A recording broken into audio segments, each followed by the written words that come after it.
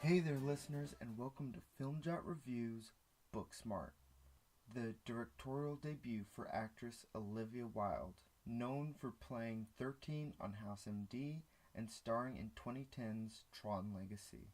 The movie follows best friends Amy and Molly, who have done nothing but hit the books and study hard all through high school.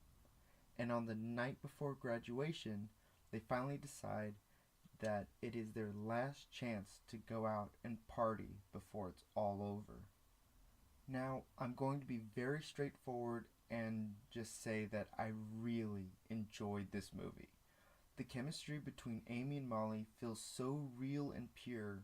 It's one thing for a movie to tell you when two characters are friends or in love.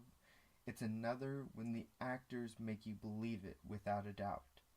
They feel like they've been friends forever, and scene after scene continue to prove that.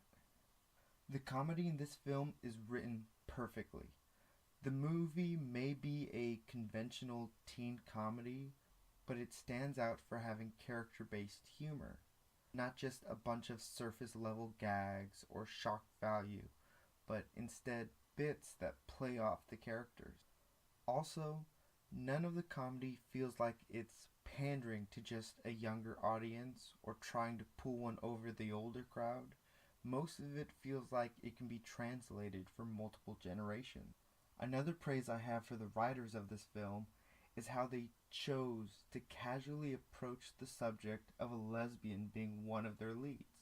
The movie doesn't make the character's arc about Amy struggling with who she is, but establishes early in the film that she knows who she is and what she likes, and her struggle and goal of the movie is just to find someone and talk to the girl that she likes.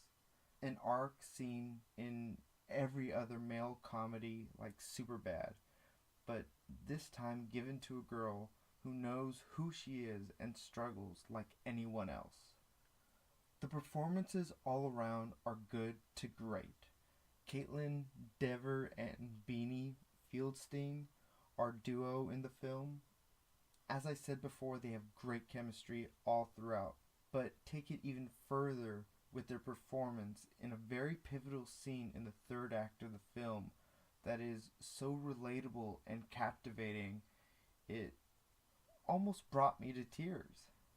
Other ensemble members do well with playing off of the scene or the characters and bring a healthy comedic layer to the film.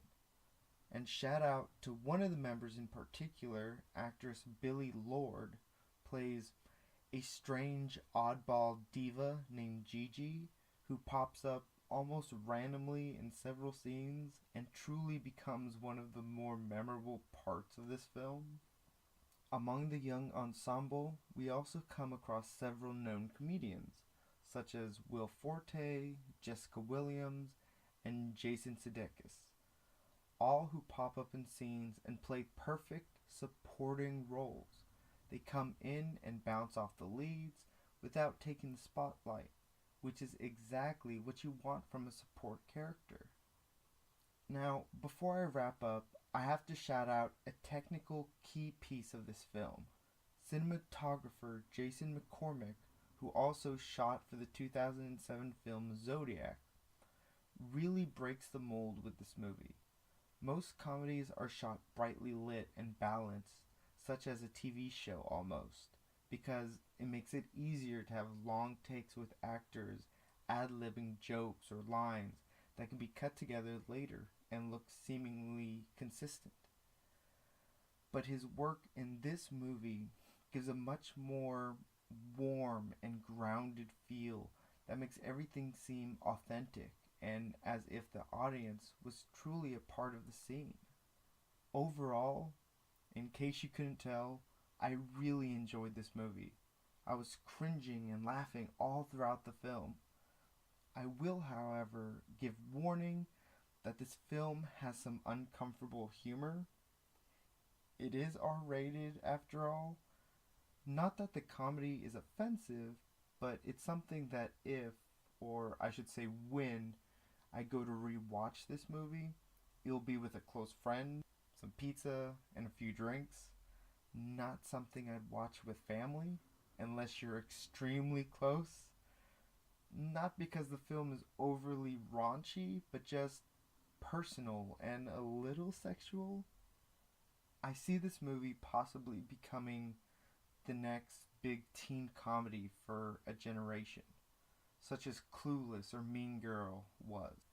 And out of all the movies I've seen so far in 2019, this movie is well on my top 5 list of the year. Anyways, there we have it, BookSmart.